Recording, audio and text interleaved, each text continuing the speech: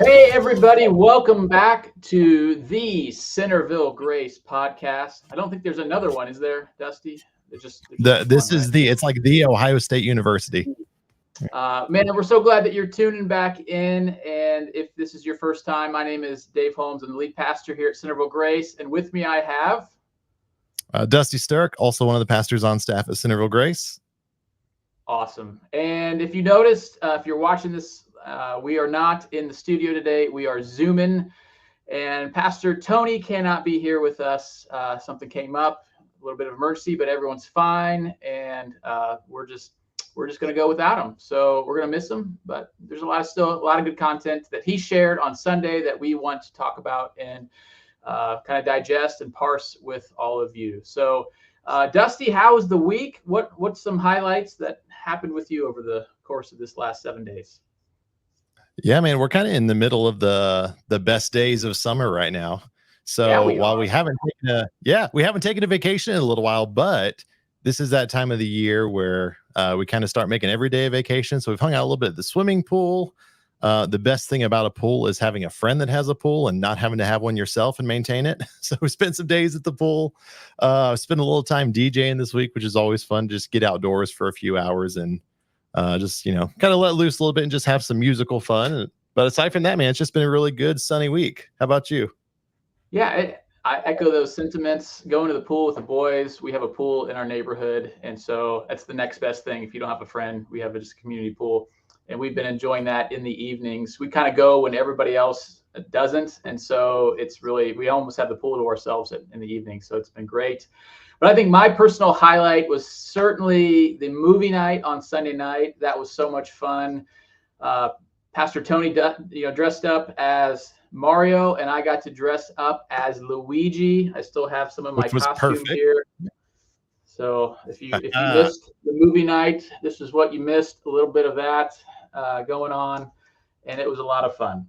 So I I thought think you our were giving team some did fantastic on setup and preparation and execution. So shout out to all of those who helped out, and Jen, who did a great job organizing a lot of the volunteers, Dusty for all of the video and equipment. So it's great night.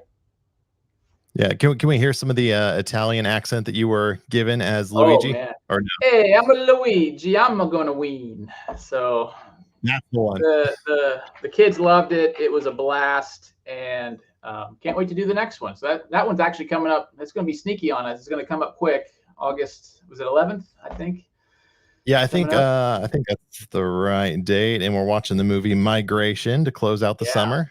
So now we're trying to figure out how to dress up as birds. That was our question yesterday. So much harder theme. Yeah, we just had an absolute blast. The room was filled, and we had a lot of people outside our church community join us, and it was a lot of fun. So if you haven't made one of our movie nights, you got one more chance coming up. Love to have you. But Sunday was just a fun day, and I didn't get to preach, which is always a nice break. So I always appreciate Pastor Tony for, just giving me a break and jumping in. And his passage was on Luke chapter 12, starting in verse 13. We're going to read all the way through 34, and then we're going to kind of parse it out. So if you want to jump in with me, here's what Luke records. He says, someone in the crowd said to him, this is Jesus, "Teacher, tell my brother to divide the inheritance with me." Jesus replied, "Man, who appointed me a judge or an arbiter between you?" Then he said to them, "Watch out, be on your guard against all kinds of greed. A man's life does not consist in the abundance of his possessions." And he told them this parable. The ground of a certain rich man produced a good crop. He thought to himself, "What shall I do? I have no place to store my crops." Then he said, "This is what I'll do. I will tear down my barns and build bigger ones, and there I will store all of my grain and all of my goods. And I'll say to myself, you have plenty of good things laid up for many years. Take life easy, eat, drink, and be merry." But God said to him, "You fool, this very night your life will be demanded from you. Then you will get what you have prepared for yourself. This is how it will be with anyone who stores up things for himself, but is not rich towards God." Then Jesus said to his disciples, "Therefore I tell you, do not worry about your life, what you will eat, or or about your body, or what you will wear. Life is more than food, and the body more than clothes. Consider the ravens; they do not sow or reap, They have no storeroom or barn, yet God feeds them, and how much more valuable you are than birds. Who of you, by worrying, can add a single hour to his life? Since you cannot do this very little thing, why do you worry about the rest? Consider how the lilies grow. They do not labor or spin, yet I tell you, not even Solomon in all his splendor was dressed like one of these. If that is how God clothes the grass of the field, which is here today and tomorrow is thrown into the fire, how much more will he clothe you, O you of little faith? And do not set your heart on what you will eat or drink. Do not worry about it, for the pagan world runs after all such things, and your Father knows that you need them. But seek his kingdom, and these things will be given to you as well. Do not be afraid, little flock, for your Father has been pleased to give you the kingdom. Sell your possessions, give to the poor.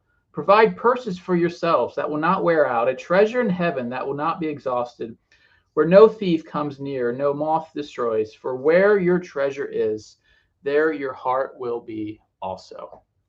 So, again, quite a lot to unpack and process. What a rich passage. No pun intended there with the rich parable, but man, Dustin, what do you like? What are your big thoughts? What's some things that stand out to you that really resonate in this passage that automatically go, you know what, this hits home with me? Yeah, there's a couple things. And, like all these passages as we've gone through Luke, there's such an abundance of wisdom here that we could spend a long time talking about. But right off the bat, I think the second section where it just says, do not worry. And, Jesus gives all these reasons that, hey, it's all about living for the kingdom. Don't worry, God's got you. God will provide what your needs are. And that's always a challenge to me because I can be a little bit of a worrier. Not so much. I don't worry a whole lot when it comes to finances, to be honest with you. That's not my that's not my thing.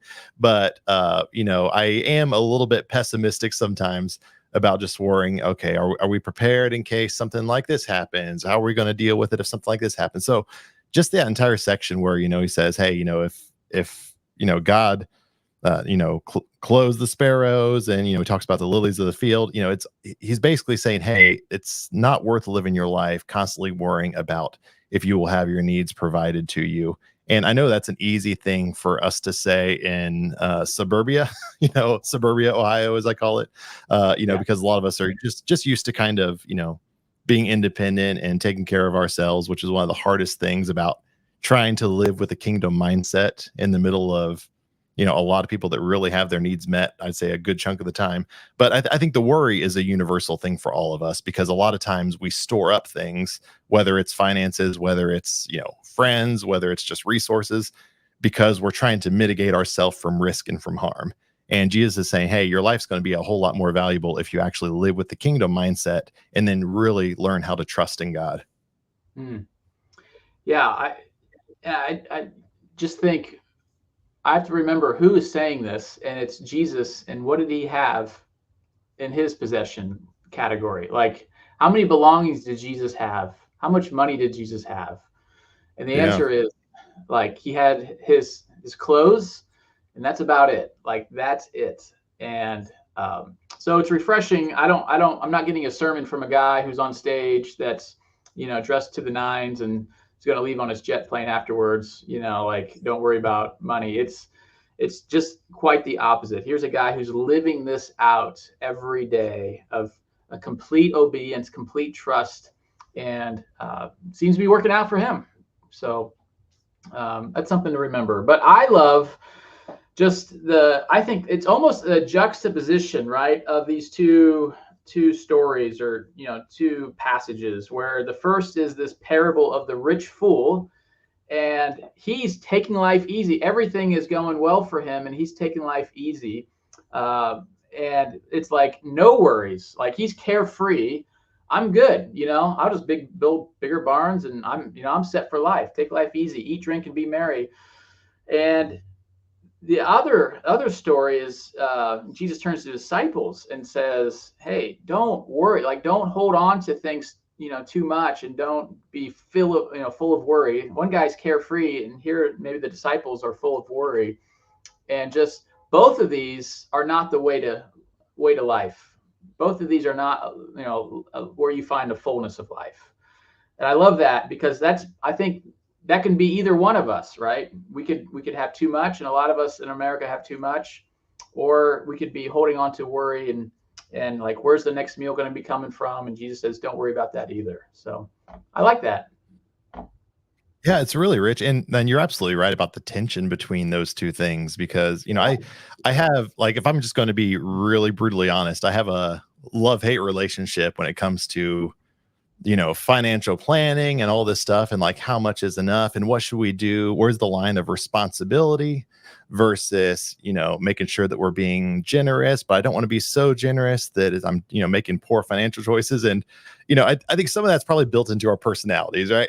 Like if you, even my wife and I, Nicole and I are very different when it comes to just how we view financial, let's just talk finances for a minute, how we view financial resources, where I am much more the proponent of, man, if I was a little less mature, I would just blow everything all the time and be like, hey, let's get this and we can share this with these people. Like I try to be very generous, sometimes at the risk of almost being stupid, just because, I just don't really care that much about it. It's a resource I feel like God gives us, and everything good in life is meant to be shared. And that's one of the ways that, we can be hospitable to others. But at the same time, God also calls us to be responsible stewards. And Tony used that word, a bit in his message. Like, what is it to be a steward and have the right level of responsibility over something that's not ours in the first place? And what are we meant to use those resources for? Yeah. So that's a question I was going to ask you. Like, what is your relationship with stuff? I think it's a question like everybody I think should wrestle with. Like, what is your relation? How would you describe your relationship with stuff? And I know we've joked on staff meetings where you're like the extremes. Like you could be real like frugal if you needed to be, but also you like the finer things too, right? So only if you can share them with others. only if you can share them with others. Like, but how would you describe your relationship with stuff if someone asked you that question? Yeah, I would say in general, man, and this probably pokes into some childhood wounds a little bit. Yeah. So I don't know if I don't think my dad listens to this podcast, so I can probably say this, but I think we grew up in a household where because my dad in particular grew up with very little. Both my parents were, really fairly not great and well off, right? Very lower, not even middle class, but really struggled a lot in life. So one of the ways that we were kind of raised was, hey, if you work hard, then you deserve to, do something with that, and you deserve to, buy nice things with that because you work hard and you've earned that. So, we grew up in a Christian household, but there was always that tinge of materialism that was kind of imbued within our family. So for a long time, and still to this day, I've still got some issues to work through with that as we go, just being brutally honest. There's still that piece of me that really wants to achieve things even financially, and it's not even so much to compare it to anybody else. Like I don't have a lot of issues comparing things. It's really just for myself and my own values. It's like this like, hey, I can prove worth by doing something well, and I'm really highly competitive. We have that in common, and I just want to prove it to myself that we can sing. And I try to be generous within that. But I would say my relationship with material stuff has not always been the healthiest, and it's definitely gotten better over time, but it definitely always presses up against kind of that childhood wounding. Yeah, absolutely. I can see that. For me, it's interesting. Both of my parents were kind of like I say state employees or government employees. One worked for the state, one worked for the city, and we always had a constant paycheck. It was never a question of is dad going to have to move somewhere? Being a fireman, he was planted, rooted very deeply into Worcester, and we just kind of seemed to have plenty in the sense of I didn't go without anything.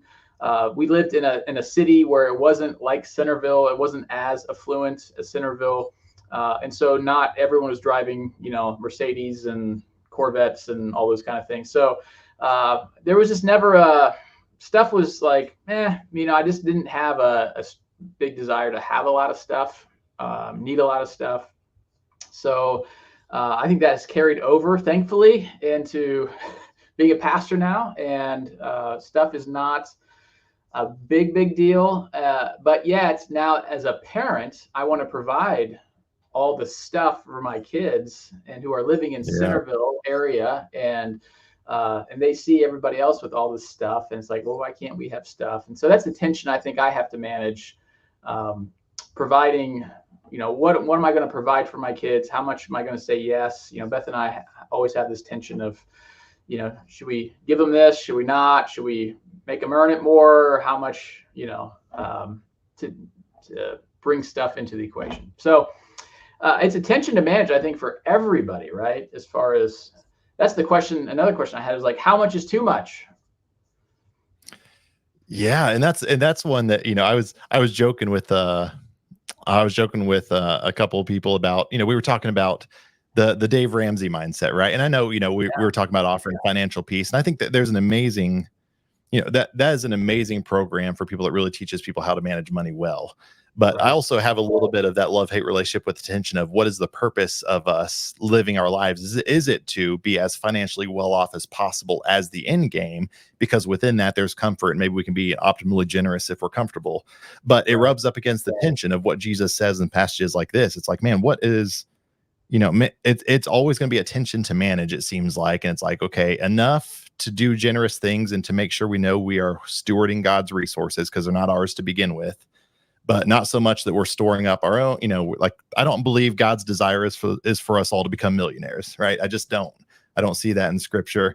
But at the same time, I also see that, we are called to be responsible. And what's responsibility look like in the here and now? And I think that's just something everybody has to wrestle with individually, because I think that standard is going to look different for different people. Yeah. Yeah. I was listening to a talk maybe last year, I think. And the pastor was really challenging people to, like, if you hold on, what he saw, like, because he's much older, like what he saw was people holding on to so much, saying, well, I'll give later in life, I'll be generous later, I'm going to save up now, be secure, and then hopefully be generous but oftentimes they never get to enjoy the generosity part. And often they end up, and the good part is sometimes people will leave, a legacy gift to the church or to a nonprofit, and that's great, but they're not there to enjoy it.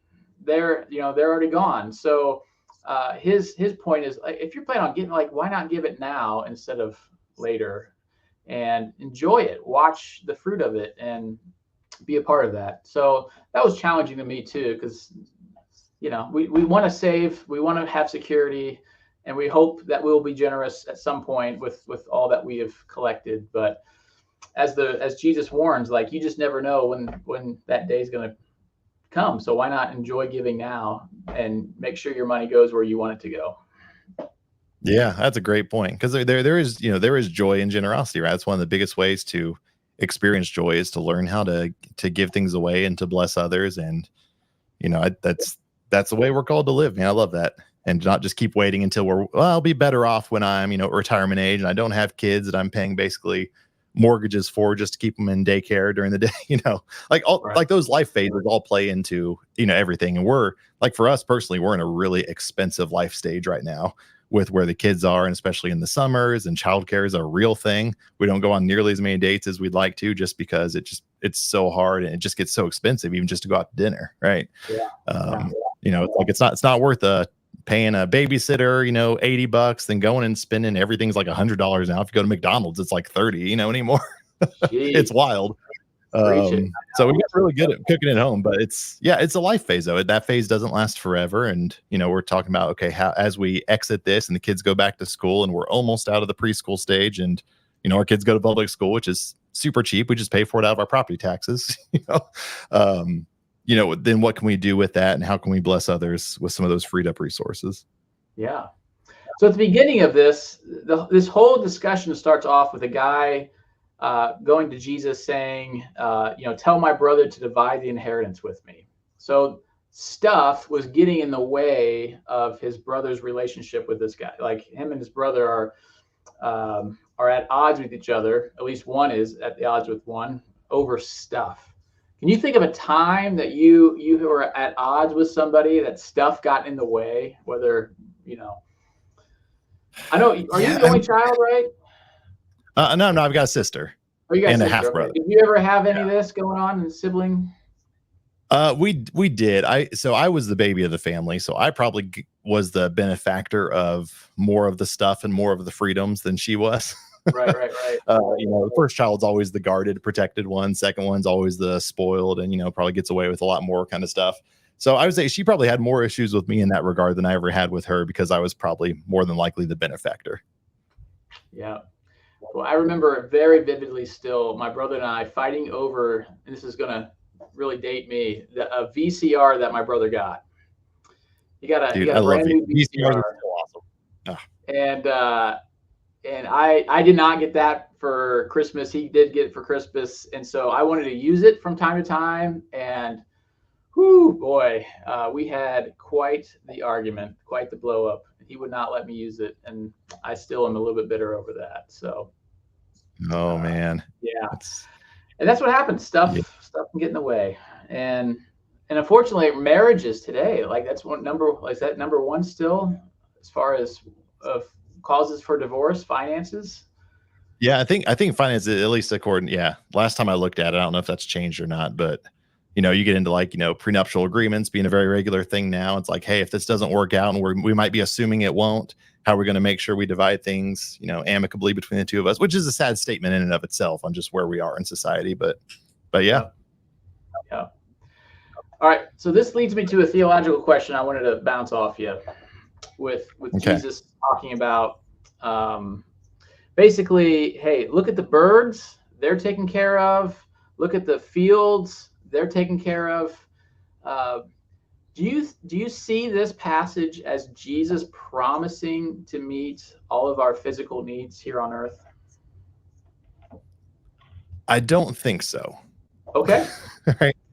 And this is why. So this is going to be a little bit of a convoluted answer, and it kind of bumps up with just practical nature. Like, I think all throughout Scripture, we are really only promised one thing, and that's, well, we're promised a couple things. We're promised that we will have the presence of God with us wherever we go and whatever we go through, which is the ultimate promise, right?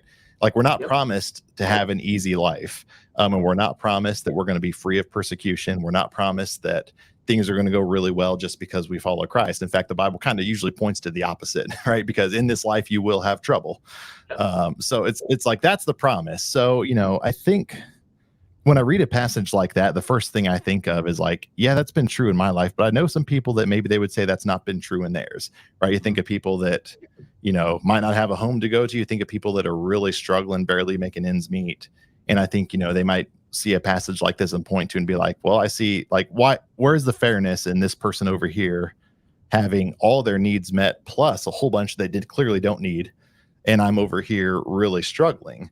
And I think that just points to the practicality of, like, we live in a fallen world where things are not fair. And we've talked a little bit before that, where does justice lie? Well, justice lies not in this world, but in the next life, right? Justice lies ultimately in the end, but we're not all going to see it here on this side of eternity.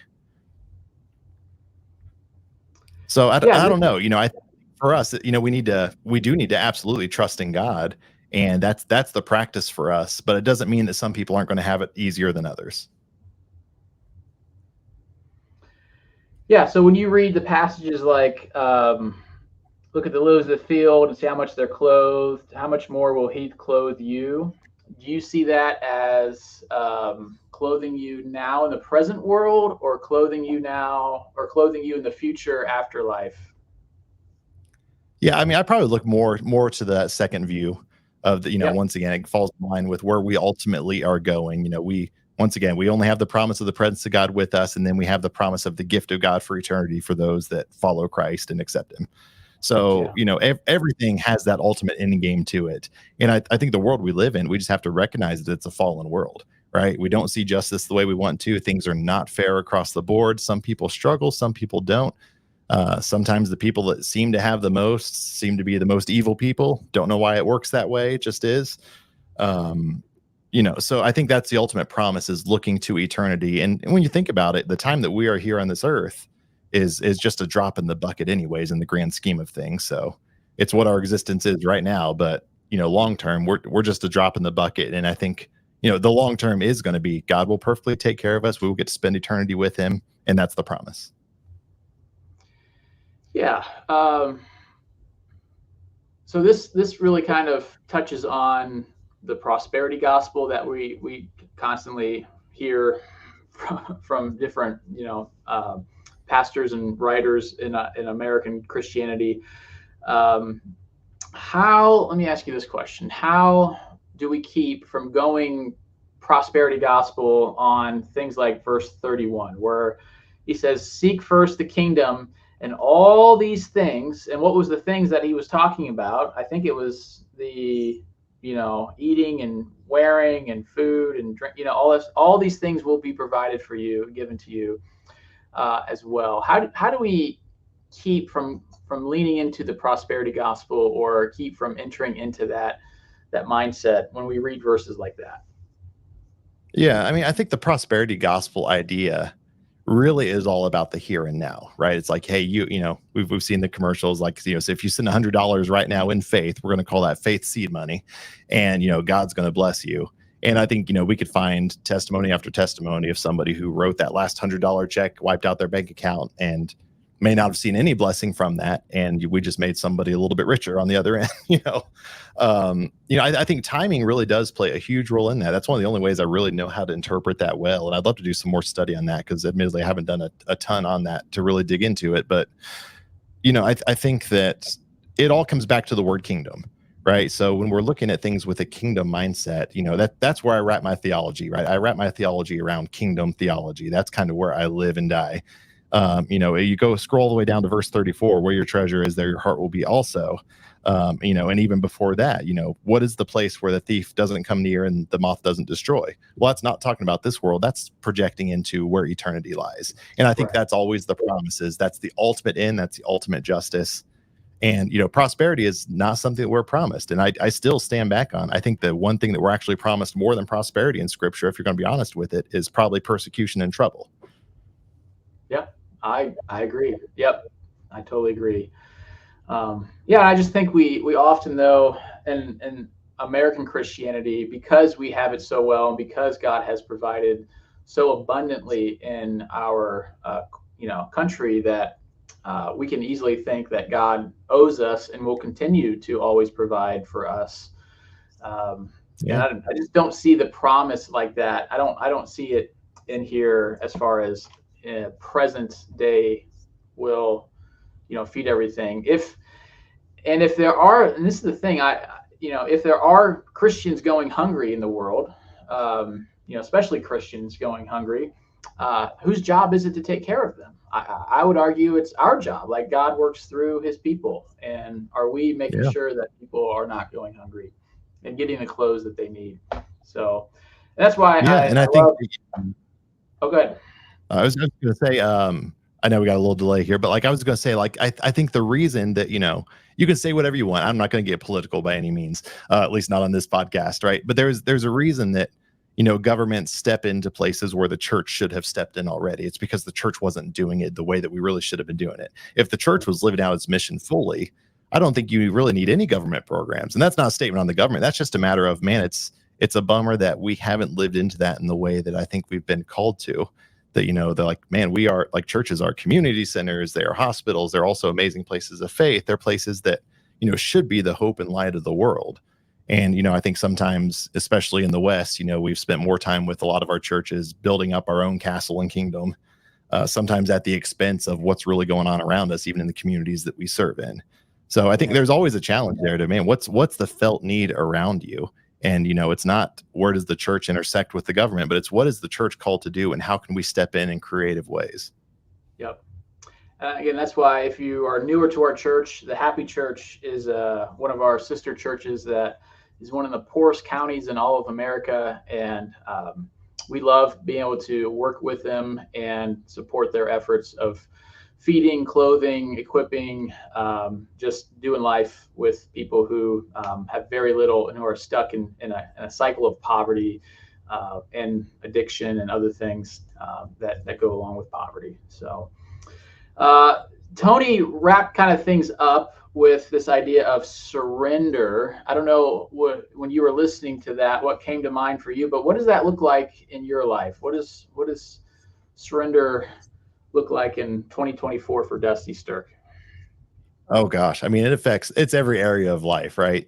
I think as I've learned to grow in my faith, it's one of those weird things where every time you feel like you're getting closer, and let's use the word holiness, we're getting closer to who Jesus is calling us to be, the more things that tend to get magnified that you may have not seen as a problem, but now it's like, oh, this is a bigger deal than I thought it was, because as I fix this in my life, or as God fixes this in my life, now all it's done is uncover this other thing I didn't even know was there.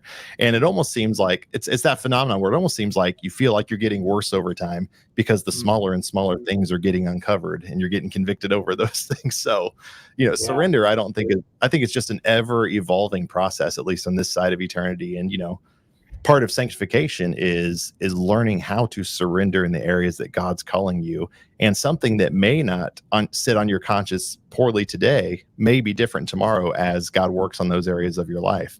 So I just think it's almost this dynamic, how do I die to myself every single day? And it might need to be in different areas. And as soon as we fix something over here, it might be something over here now that we're being called to attention. So for me, it's always with, like there's surrender in finances. I don't tend to have any problems with generosity, but I know that I can, there's things that I can spend on myself where it's like, oh, that would have been better served. Did I need this level of the thing that I needed, or could I have gotten away a little cheaper and actually use that for something else over here to serve the kingdom of God a little bit better? So that's always an area that I feel like, God's calling me to surrender. I think, even in things like my health, that's something that right now I'm back into more of a convicting season on, because I was doing really great working out for a good like 5 months. And then it only took like 2.5 weeks to get out of that habit. Now I'm struggling to get myself back into it again. And it's like, okay, that's an area of surrender that I need to take care of the temple that God's given me. Surrender in our marriage, that's a constant one. Who's going to win the argument? It doesn't matter who wins. We're both losing right now. What's it look like for us to die a little bit to ourselves and be gracious towards the other? So, I mean, I could write a whole book on just areas that God's calling me to surrender, even in this season, that I'm not particularly good at yet. Yeah. Yeah. I think for me, surrender, I think I'm probably like most people right now, with 4 years of high inflation, people are feeling the squeeze on every area of life, basically, and just feeling that, just across the board. And as you said, this stage of life, it's just getting more expensive. Kids are, my oldest needs a car here soon. College in a couple of years, and so all that to say, just surrendering to, all right, God. You know what we need. I know you haven't promised to give me a car or, 2 cars or whatever, but we're just gonna pray through this. And I think if I'm not praying about the things that I'm worrying about, then that's where trouble, I think, really gets, I think I find myself in big trouble if I'm not praying about it. Because I allow worry then to really overtake me. So I think the antidote is a lot of prayer. That's why Paul says, don't be anxious about anything, right? But in everything with supplication, prayer and supplication, present your requests to God. So I think surrender for me is just, I just need to be praying about this stuff. If I do have a worry pop in, I gotta take it back to God more and more. So not that he's promised to give me everything or whatever, but I'm just gonna surrender to you, trust you with the outcome, and know that you care and you love me more than birds and beasts. So yeah. All right, man. Yeah. Well, let's finish up with our PRs, our pastor recommendations. What do you got for this week? Yeah. So, as we go through this podcast, I'm like, man, what else can I like recommend? I've already gotten through like all my favorite books that have like really spoken to me. So I'll transfer it more into like, hey, what am I working through right now? I don't even know if I can call it a recommendation yet, because I'm only like 3 chapters into the book. So hopefully it doesn't take a turn and becomes terrible towards the end. But like with my introverted self, one thing that I always feel like working on is, just interpersonal relationships and how to communicate well, and how to make sure that, I'm carrying myself in the way that, I think shows the joy of the Lord through me. So I actually started reading a book called How to Talk to Anyone in 92 Steps. That sounds as formulaic as it gets. Wow. 92 steps. Oh my goodness. Or 92 little tricks. It's by an author.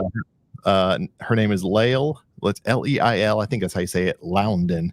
tough name to say, but Yeah. so far it's been a really good book, and just talks about some of the things like, how do you make people feel comfortable when you're just standing across from them? And, I'm thinking, okay, this can apply to counseling sessions and times where people are really coming and just looking for empathy.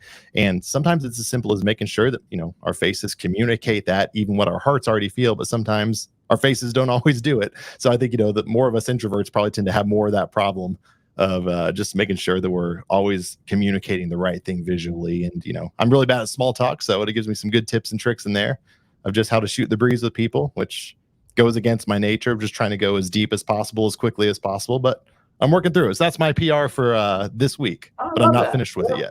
I love that you're working on that. I mean, you're never too old to work on some things. So I love that. That's great. That's right. I would say going along with the passage, I would recommend maybe like a Randy Alcorn's Treasure Principle is a great little read. It's a very thin little book. I'd recommend that if you're wanting to dig in a little bit more about what it means to lay up treasures in heaven and seeking first the kingdom of God. I think the topic, the spiritual discipline of simplicity, this is something that we've talked as a church.